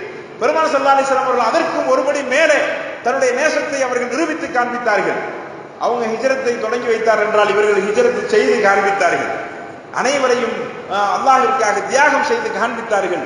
இந்த உலகம் ஒட்டுமொத்தமாக பெருமானாரின் காலடியிலே கொண்டு வந்து கொட்டப்பட்ட பொழுது அனைத்தையும் பெருமானாரின் அல்லாஹ்வுக்காக அவர்கள் தியாகம் செய்தார்கள். அல்லாஹ்வுடைய திருப்தி மட்டும் எனக்கு போதும் என்பதாக பெருமானார் ஸல்லல்லாஹு அலைஹி வஸல்லம் வாழ்ந்து காண்பித்தார்கள். அன்பிற்குரியவர்களே, அந்த மனப்பான்மையை பெருமானார் ஸல்லல்லாஹு அலைஹி வஸல்லம் போர்க்களங்களிலே நிதர்சனமான உண்மையாக நடைமுறையாக அந்த சஹாபாக்களுக்கு அவர்கள் பயிற்றுவிக்கின்றார்கள். இந்த உயிர் அவர்களிடத்தில் இப்படி சொல்லப்பட்டது. ஒரு சஹாபி பெருந்தகை இருந்தார்கள், யார சொல்லலாம், இந்த போரிலே கலந்து கொண்டால் என்ன கிடைக்கும், இந்த போரிலே கலந்து கொண்டால் என்ன கிடைக்கும், அருந்துக சமாவாத்து வல் அருந்து. இந்த உலகத்தில் சின்ன சின்ன பொருளுக்காகத்தானே நீங்க ஆசைப்படுறீங்க. உழைத்தத்தில் முத்தகீன் அல்லாஹ் குர்ஆன்ல சொல்லி காண்பிக்கின்றான். சொர்க்கம் என்பது என்ன தெரியுமா, அருந்துக சமாவாத்து வல் அருந்து. இந்த வானம் பூமியினுடைய அளவிற்கு விரிந்த ஒன்றாக இருக்கும். சின்ன கூண்டாக குடிசையாக இருக்காது, ஒரு சின்ன ஒரு அறையாக அது இருக்காது. அது வானம் பூமி அளவிற்கு விரிந்த ஒன்றாக இருக்கும். அது சொர்க்கத்தை அல்லாஹ் உனக்கு தருவான். அப்படியா? அப்படி என்றால் நான் என்னுடைய உயிரை எனக்கு அதற்காக நான் தியாகம் செய்கின்றேன். அந்த சொர்க்கத்திற்காக என்னுடைய உயிரை நான் தியாகம் செய்கின்றேன். எவ்வளவு பெரிய உழைத்தத்தின் முத்தகீன், இறை உணர்வு கொண்டவர்களுக்காக தயார் செய்து வைக்கப்பட்டிருக்கின்றது. இறை உணர்வு என்றால் என்ன? வாழும் காலகட்டத்திலே ஒவ்வொன்றையும் அல்லாஹ்வை கொண்டுதான் நான் வாழுகின்றேன் என்பதை இந்த இடத்திலே உணர்ந்து வாழக்கூடியவர்கள். அன்பிற்குரியவர்களே, சஹாபாக்கள் அந்த நிலையில் தான் இந்த அத்தனை போர்க்களங்களிலும் பெருமானார் ஸல்லல்லாஹு அலைஹி வஸல்லம் அவர்களிடத்தில் பாடங்களை பயின்றார் என்பதை நாம் பார்க்கின்றோம். ஒரே ஒரு உதாரணத்திற்கு, பல போர்களை பற்றி நீங்க பல சந்தர்ப்பங்களில் கேள்விப்பட்டிருப்பீங்க. ஆனால் இங்கே நாம் சிந்தனையில வைக்க வேண்டிய ஒரு மிகப்பெரிய ஒரு விஷயம், பெருமானார் ஸல்லல்லாஹு அலைஹி வஸல்லம் அவர்கள் போர்களின் மூலமாக எத்தகைய மனப்பாங்கை சஹாபாக்களிடத்தில் உருவாக்கினார்கள், எத்தகைய நிலையை அவர்களிடத்தில் ஏற்படுத்தி கொடுத்தார்கள். மிக முக்கியமான ஒரு காரணம் ஹுனைன் யுத்தம் என்ற ஒன்று பெருமானார் ஸல்லல்லாஹு அலைஹி வஸல்லம் அவர்கள் மகிழ்ச்சிகரமாக இருக்கக்கூடிய ஒரு காலகட்டத்தில் நடந்துச்சு. நிறைய சஹாபாக்கள் இருந்தாங்க. பத்ர் யுத்தத்திற்கு நேர் எதிரான ஒரு நிலை. பத்ர் யுத்தத்தில் குறைவான சஹாபாக்கள், எதிரிகள் அதிகமாக இருந்தாங்க. குறைந்த ஆயுதங்கள், எதிரிகளுடைய படையில மிகப்பெரிய ஆயுதங்கள், மிக அதிகமான ஆயுதங்கள். ஆனால் அல்லாஹ் வரலாற்றை புரட்டி போட்டான். முஸ்லிம்களுக்கு வெற்றியை கொடுத்தான், எதிரிகளுக்கு தோல்வியை கொடுத்தான். ஒரு சிறுபான்மையினரான ஒரு படை ஒரு பெரும்பான்மையினரை வென்ற அந்த காட்சியை உலகம் கண்டுகொண்டது. மக்களினுடைய அதிகமான எண்ணிக்கையினால் ஒருபொழுதும் வெற்றி அல்ல. பெரும்பான்மை வாதம் என்பது ஒருபொழுதும் ஜெயிக்காது. சிறு வகம்மின் ஃபிஅத்தின் கலீலத்தின் கலபத் ஃபிஅத்தன் கஸீரத்தன் பிஇذنில்லாஹ், அல்லாஹ் நம்மோடு இருக்கின்றான் என்ற உணர்வு இருக்கும் என்றால் மிக சின்னஞ்சிறிய ஒரு படை பெண்ணம் பெரிய படைகளை எல்லாம் தோற்கடிக்கும். அல்லாஹ் குர்ஆனிலே எத்தனையோ படைகள் அப்படி தோற்கடித்திருக்கின்றது. வரலாற்றிலே உள்ளதை அல்லாஹ் சுப்ஹானஹு வ தஆலா சஹாபாக்களுக்கு பாடமாக ஊட்டினான். அந்த பாடங்களை சஹாபாக்கள் நன்கு பயின்ற காரணத்தினால் அவர்கள் எல்லா போர்களிலும் தம்முடைய பலத்தை ஒருபொழுதும் முன்னிறுத்தியது கிடையாது. நம்ம இன்னைக்கு என்ன நினைக்கிறோம், உலகத்துல நம்ம ஜெயிக்க வேண்டும் என்றால் நமக்கு நிறைய காசு வேணும், நிறைய பதவி வேணும், நிறைய ஆயுதங்கள் வேண்டும், நிறைய நாடுகள் இருக்கும் என்றால் முஸ்லிம்கள் ஜெயித்து விடுவார்கள். அப்படி என்ன, இன்னைக்கு 52 நாடுகளுக்கு மேல முஸ்லிம்கள் இருக்கிற, ஏன் தோத்து போறோம்? 52 நாடுகளுக்கு மேல முஸ்லிம்கள், 200 கோடிக்கும் அதிகமான முஸ்லிம்கள் உலகம் முழுக்க இருந்து கொண்டிருக்கின்றார்கள். ஆனால் துரத்தி துரத்தி அடிக்கப்படக்கூடிய மக்களாக முஸ்லிம்கள் தான் இருந்து கொண்டிருக்கின்றார்கள். இந்த இந்திய தேசத்துல எவ்வளவு பேர் இருக்கிறோம்? 20 கோடிக்கும் மேல் அதிகமாக இருக்கின்றோம். நாம் தான் அதிகமாக வஞ்சிக்கப்படக்கூடியவர்களாக, சிரமத்திற்கு ஆட்படக்கூடியவர்களாக, ஒடுக்கப்பட்ட மக்களாக இருப்பதற்கான காரணம் நம்மிடத்துல கல்வி, நம்மிடத்துல ஆயுத பலம், நம்மிடத்துல வேலை வாய்ப்பு, பதவி, இப்படி என்ன வேணுமானால் நாம் சொல்லிக்கொண்டே இருக்கலாம். ஆனால் எல்லாவற்றுக்கும் மேலாக அல்லாஹ் ஒன்றை சொல்லுகின்றான், கம்மின் ஃபிஅத்தின் கலீலத்தின் கலபத் கஸீரத்தன் பிஇذنில்லாஹ். அல்லாஹ்வினுடைய அந்த உதவி, அல்லாஹ்வினுடைய அனுமதி அது இருந்தால் மட்டும்தான் நாம் வெல்ல முடியும். அல்லாஹ்வினுடைய அந்த உதவியை பெறுவதற்கான வழிமுறைகள் என்ன? அல்லாஹ்வினுடைய உதவியை நாம் பெற்று எப்படியெல்லாம் முன்பு நாம் வெற்றிகளை அடைந்திருக்கின்றோம், எந்த ஒரு மனப்பான்மை அந்த வெற்றியை கொடுத்தது, அதுதான் போர்கள் கற்றுத்தரக்கூடிய ஒரு பெரும்பாலம். ஹுனைன் யுத்தம் வந்தது. பெருமான் ஸல்லல்லாஹு அலைஹி வஸல்லம் அவர்கள் அதிகமான முஸ்லிம்கள் அப்பொழுது சேர்ந்திருந்தார்கள். ஆனால் ஈமானில் குறைந்த நிலை. ஈமான் என்பது கூடும் குறையும் என்பதாக ஹதீஸ்களை வந்திருக்கிறது, உலமாக்களுக்கு தெரியும். நல்ல அதிகமான ஒரு நிலைப்பாடில இருக்கக்கூடிய ஈமான் என்பது வேறு. மிகவும் குன்றிய ஒரு வெளிச்சத்தை போல ஒரு பெரிய மெர்க்குரி விளக்கு இருக்கு, பிரகாசமா எரியும். ஒரு சாதாரணமான ஒரு 0 வாட்ஸ் பல்பு இருக்கு, அது மிக குறைந்த வெளிச்சம் தான். ரெண்டுக்கும் வர்றது ஒரே மின்சாரம் தான், ஒரே மின்சாரம் தான். ஆனால் அது அதற்கு தகுந்தார் போன்ற சக்திக்கு தகுந்தார் போன்ற வெளிச்சத்தை அது வெளியிடுகின்றது. அது போன்றுதான் ஈமானும் நம்மிடத்தில் சிலருக்கு பளிச்சென்று பிரகாசிக்கின்றது, சிலருக்கு மிக குறைவாக அது வெளிச்சத்தை கொடுக்கின்றது. அப்படிப்பட்ட நிலையில புதிதாக இஸ்லாத்திற்கு வந்த சஹாபாக்கள் திரும்பி பார்க்கிறாங்க, பெரிய கூட்டம், பல்லாயிரக்கணக்கான பேர் இருக்கிறோம். ஹுனைன் யுத்தம் நடந்த அந்த சந்தர்ப்பத்தில் அந்த சஹாபாக்கள்லாம் நினைச்சாங்க, ரசூலுல்லாஹி ஸல்லல்லாஹு அலைஹி வஸல்லம் கூட இருந்தவங்க தான், ஆனாலும் அல்லாஹ் சோதிப்பதற்கு நாடுகின்றான். உங்களிடத்தில் எப்பொழுதும் பெரும்பான்மை மனப்பான்மை வந்துவிடக் கூடாது, நாம் இந்த படையின் மூலமாக வென்று விடலாம் என்று நினைத்து விடக்கூடாது. அல்லாஹ்வை கொண்டுதான் வெற்றி கிடைக்கும். ஒரே ஒரு நபர் இருந்தாலும் அல்லாஹ் அந்த வெற்றியை கொடுப்பான். 1000 மக்கள் இருந்தாலும் நிச்சயமாக அந்த வெற்றியை அடைந்து விட முடியாது. அதை அந்த இடத்திலே உண்மைப்படுத்த வேண்டும் என்பதற்காக அல்லாஹ் சுப்ஹானஹு வ தஆலா அங்கே ஒரு மிகப்பெரிய ஒரு பாடத்தை அவர்களுக்கு கற்பித்துக் கொடுத்தான். குர்ஆனிலேயே வசனத்தை இறக்கி வைத்தான். ஹுனைனுடைய நாள் வந்தது, இது ஆஜபத்துக்கும் கசரத்துக்கும், உங்களினுடைய அதிகமான எண்ணிக்கை உங்களுக்கு ஆச்சரியத்தை உண்டாக்கி விட்டது. எவ்வளவு பேர் அதிகமா இருக்கிறோம், இன்னைக்கு நம்ம சாதிச்சிடலாம். நம்ம கூட யார் இருக்கிறா, மக்கள் இருக்கிறா, நம்முடன் இருப்பவர்கள் யார்? நம்முடன் என்னுடைய அத்தா இருக்கிறாங்க, என்னுடைய அம்மா இருக்கிறாங்க, என்னுடைய உறவினர்கள் இருக்கிறாங்க, பெரும் படையாக நாம் இருந்து கொண்டிருக்கின்றோம். வென்று விடுவோம் என்று நாம் நினைத்தோம் என்றால் நிச்சயமாக நாம் தோற்று போய்விடுவோம். யார் இருந்தாலும் இல்லாவிட்டாலும் அல்லாஹ் என்னோடு இருக்கின்றான் என்ற உணர்வு இருக்கும் என்றால் நிச்சயமாக நாம் வெல்லக்கூடியவர்களாக மாறுவோம். பெருமானார் ஸல்லல்லாஹு அலைஹி வஸல்லம் படிப்படியாக அந்த பாடத்தை தான் சஹாபாக்களுக்கு கற்றுக் கொடுத்தார்கள். சவுர் குகையில இருக்கக்கூடிய சந்தர்ப்பத்தில் ஹஜ்ரத் அபூபக்கர் நாயகம் அப்பொழுது கண்ணீர் விட்டு அழுகின்றார்கள், யார சொல்லலாம், நாம் இருவர் மட்டும் தான் இருந்து கொண்டிருக்கின்றோம். எதிரிகள் பக்கத்திலே வந்து விட்டார்கள், நம்மை துரத்தி வந்த எதிரிகள் வந்து விட்டார்கள். கீழே குனிந்து பார்த்தால் நம்மை கண்டுபிடித்து விடுவார்கள், நம்மை அவர்கள் கொலை செய்வதற்கும் தயங்காதவர்கள். இப்படிப்பட்ட ஒரு ஆபத்தான ஒரு நிலையை நாம் இருக்கின்றோம் என்பதாக சொன்ன பொழுது பெருமானார் ஸல்லல்லாஹு அலைஹி வஸல்லம் என்ன சொன்னாங்க, லா தஹஸன் இன்னல்லாஹ மஅனா, நீங்க ஏன் அல்லாஹ்வை மறந்துவிட்டு பேசுகின்றீர்கள்? நாம் இருவர் மட்டும்தானா இருக்கின்றோம்? நம்மோடு யார் இருக்கின்றான்? அல்லாஹ் இருந்து கொண்டிருக்கின்றான். அல்லாஹ் முசாலிசுஹுமா, அல்லாஹ் மூன்றாமவனாக அந்த இடத்தில் இருந்து கொண்டிருக்கின்றான். இது பெருமானார் உருவாக்கி கொடுத்த பாடம். எவ்வளவு ரகசியமான இடத்தில் நீங்கள் இருந்த பொழுதும் கூட, நீங்கள் 5 பேர் இருந்தால் 6ஆமவனாக அல்லாஹ் இருக்கின்றான், நீங்கள் 6 பேர் இருந்தால் 7ஆமவனாக அல்லாஹ் இருக்கின்றான், குறைந்த எண்ணிக்கை இருந்தாலும் உங்களுடன் அல்லாஹ் இருக்கின்றான். இப்படி அல்லாஹ் நம்மோடு இருக்கக்கூடிய இந்த பாடத்தை தான் பெருமானார் ஸல்லல்லாஹு அலைஹி வஸல்லம் அவர்கள் சஹாபாக்களுக்கு ஒவ்வொரு சந்தர்ப்பத்திலும் ஊட்டிக் கொண்டே இருந்தார்கள். போர்க்களத்தில் மட்டும் அது இல்லாமல் போய்விடுமா?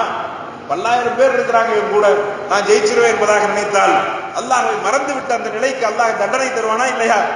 அல்லாஹ் தோல்வியை கொடுத்தான். அந்த போர்க்களத்திலே முஸ்லிம்கள் என்பதற்காக அல்லாஹ் வெற்றியை கொடுப்பது கிடையாது. ரப்பு நம்மோடு இருக்கின்றான் என்ற உணர்வுக்குத்தான் வெற்றி. அல்லாஹ் என்னோடு இருக்கின்றான் என்ற அந்த ஈமானிய நிலைக்குத்தான் இங்கே முக்கியத்துவம் இருக்கின்றது. அல்லாஹ் அந்த படையினருக்கு தோல்வியை கொடுத்தான். அன்பிற்குரியவர்களே, அந்த போர்க்களத்திலே பெருமானார் ஸல்லல்லாஹு அலைஹி வஸல்லம் அவர்கள் சஹாபாக்களுக்கு அவ்வளவு அற்புதமான பாடங்களை கற்பித்தார்கள். எப்படிப்பட்ட பாடங்கள் என்பதை வரலாறு நமக்கு திரும்ப திரும்ப சொல்லி காண்பிக்கின்றது. பல்வேறு பாடங்கள் இருந்தாலும் குறிப்பாக அந்த இடத்திலே உணர்த்தி காண்பித்த ஒன்று என்ன, நம்முடைய பெரும்பான்மையை முன்வைத்து நாம் பெருமிதம் கொள்ளக்கூடிய அந்த நிலை அல்லாஹ்வினுடைய உதவிக்கு தடையாக அது அமைந்துவிடும். அது ஒரு மிக முக்கியமான ஒரு பாடம். அல்லாஹ்வினுடைய உதவி உங்களுக்கு கிடைக்க வேண்டும் என்றால் உங்களோடு இருக்கக்கூடிய அத்தனையும் முதுகுக்கு பின்னால் தூக்கி போட்டுவிட்டு லா இலாஹ இல்லல்லாஹ் என்று சொல்கின்றோம். இதனுடைய பொருள் என்ன? லா இலாஹ இல்லல்லாஹ், அல்லாஹ்வை தவிர இந்த உலகத்தில் இருக்கக்கூடிய எதுவும் எனக்கு உதவ போவது கிடையாது. லா இலாஹ என்பதாக சொல்லி முதுகுக்கு பின்னால் உலகில் நமக்கென்று இருக்கக்கூடிய நமக்கென்று சொந்தம் என்று ஒன்றை நாம் நினைத்துக் கொண்டிருக்கின்றோமே, இந்த வீடு வாசல் மனைவி மக்கள் அத்தனையும் முதுகுக்கு பின்னால் போட்டுவிட்டு இல்லல்லாஹ் என்பதாக சொல்லி அல்லாஹ்வை தவிர வேறு யாரும் எனக்கு உதவி இல்லை என்பதாக நினைக்கின்றான் அல்லவா? அதுதான் கலிமாவினுடைய தத்துவம்.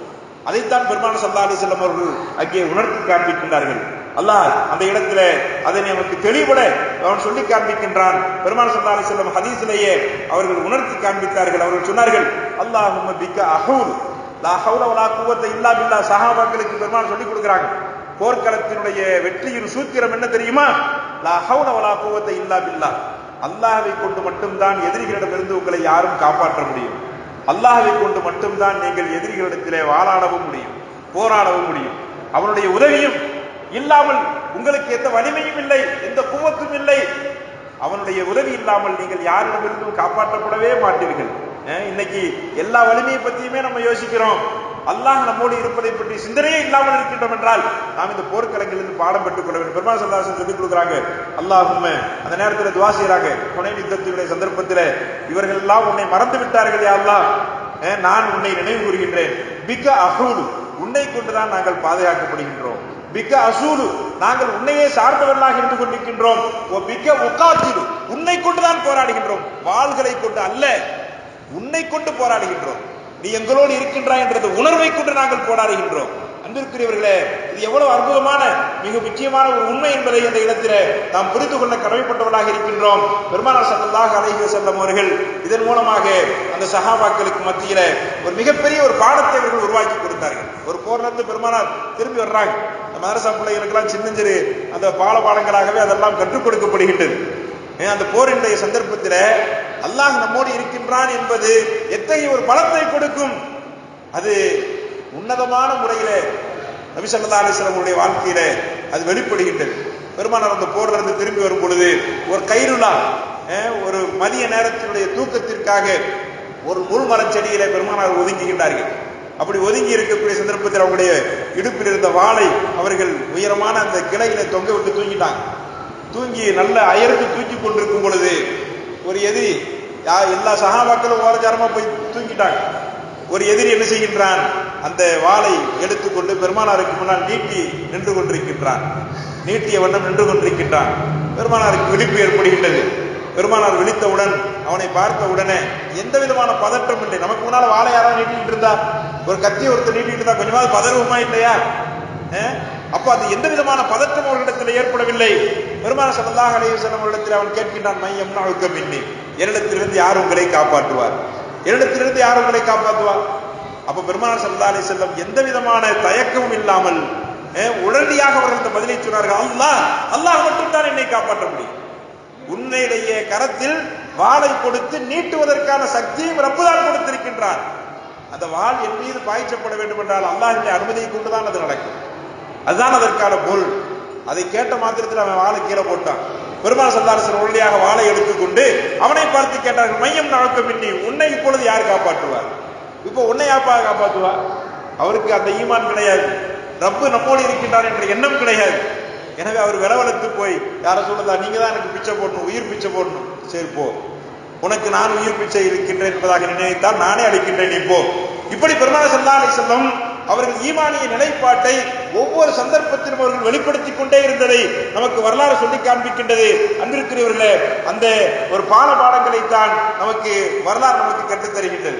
இந்த போர்க்களத்தினுடைய சூழல்கள் நமக்கு கற்றுத் தருகின்றது. நாம் பொருளாதாரத்தை பெரிதாக நாம் நினைக்கின்றோம், பொருளாதாரத்தினுடைய நிலைகள் நம்மை இந்த உலகத்திலே காக்கும் என்று நினைக்கின்றோம். ஆனால் அந்த பொருளுடன் அல்லாஹ் தான் இருக்கின்றான். நமக்கே நல்லா தெரியும். 2000 ரூபாய் நோட்டா ஒரு காலத்துல சேமிச்சு வச்சுக்கிட்டு இருந்தாங்க. திடீர்னு ஒரு நாள் என்ன செஞ்சான், அது செல்லாதுன்னு அறிவிச்சுட்டான்.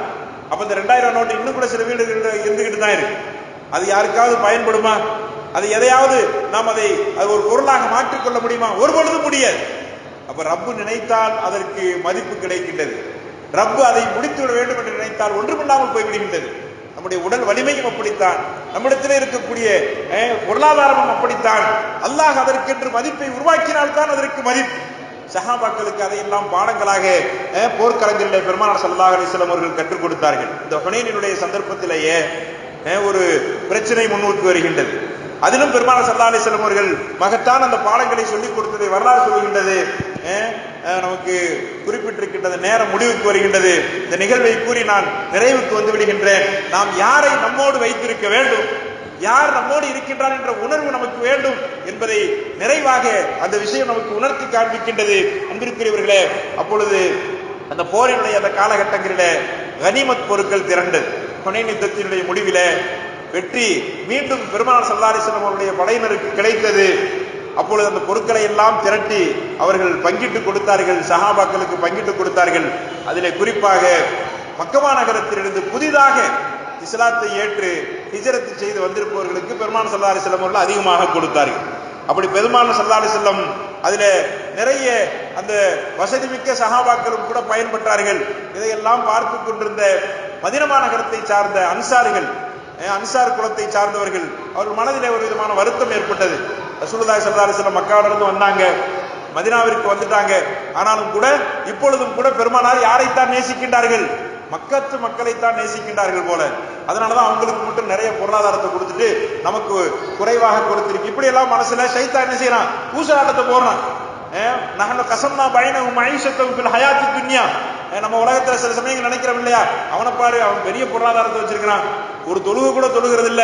ஆனா நம்ம அன்றாடம் தொழுது தஹஜ்ஜுதெல்லாம் தொழுகிறோம், ஆனா நமக்கு ஒன்றுமே கிடைக்கல. இப்படி நினைக்கக்கூடிய நிலை. ஆனால் யாருக்கு எப்பொழுது எதனை கொடுக்க வேண்டும் என்பதை அல்லாஹ்வும் ரசூலும் அறிந்து வைத்திருக்கின்றார்கள்.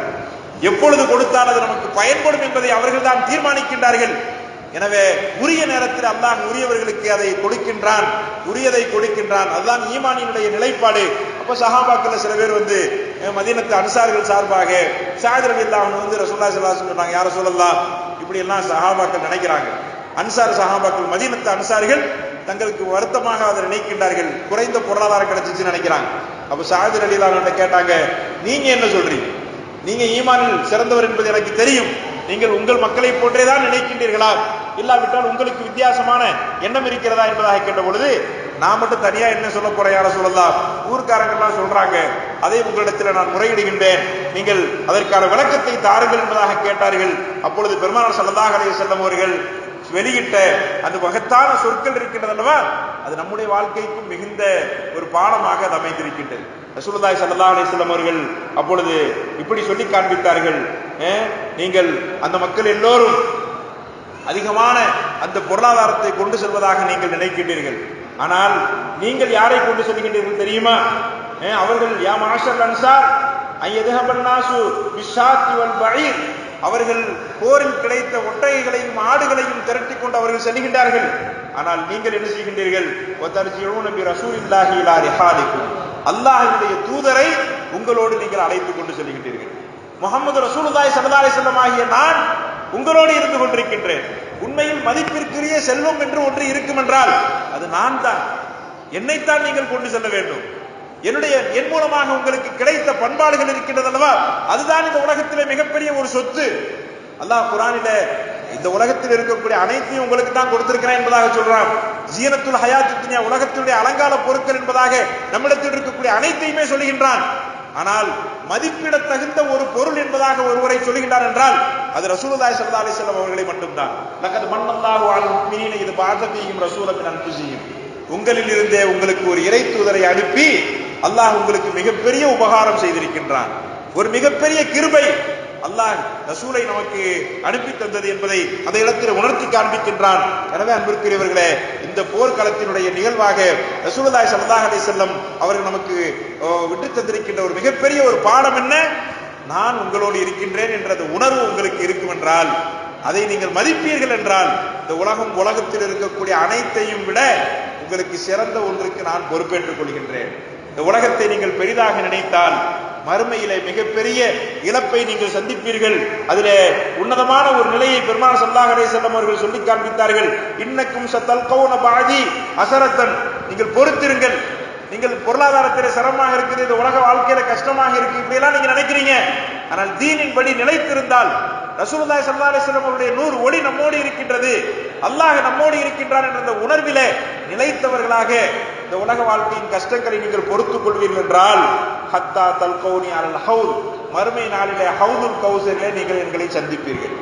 நான் உங்களுக்கு அங்கே தடாகத்தில் இருந்து நீரை புகட்டுவேன், சொர்க்கத்திற்கு நான் பொறுப்பேற்றுக் கொள்கின்றேன். இப்படி பெருமானார் ஸல்லல்லாஹு அலைஹி வஸல்லம் அவர்கள் சஹாபாக்களுக்கு தன்னுடைய இருப்பை அவர்களுக்கு உணர்த்தி காண்பித்தார்கள். அதனை ஏற்றுக்கொண்ட சஹாபாக்கள் அந்த வாழ்க்கையினுடைய உன்னதமான அந்த நிலைகளை எல்லாம் அவர்கள் பெற்றுக்கொண்டார்கள். அல்லாஹ்வுடைய திருப்தியை பெற்றார்கள். ரலியல்லாஹு அன்ஹும் வரது அன்ஹு, அல்லாஹ்வும் அவர்களை பொருந்திக் கொண்டான், அவர்களை அல்லாஹ்வும் பொருந்திக் கொண்டார்கள். அவர்கள் அல்லாஹ்வையும் பொருந்திக் கொண்டார். இப்படி அவர்களுக்கு ஒரு மகத்தான வாழ்க்கை அவர்களுக்கு கிடைத்தது. எனவே நாம் இந்த போர்க்களங்களின் பாடங்களாக நாம் புரிந்து கொள்ள வேண்டிய ஒரு மகத்தான ஒரு அம்சமாக இதைத்தான் நாம் பெற்றுக்கொள்கின்றோம். பெருமானார் ஸல்லல்லாஹு அலைஹி வஸல்லம் அவர்கள் நமக்கு வாழ்க்கையின் உன்னதங்களை அவர்கள் கற்றுத் தந்திருக்கின்றார்கள். இந்த வாழ்வும் ஹஜ்ரத் இப்ராஹிம் அலைஹிஸ்ஸலாம் சொல்றாங்க இல்லையா, இன்ன ஸலாத்தி வ நுசுகி வ மஹ்யாய வ மமாத்தி லில்லாஹி ரப்பில் ஆலமீன்.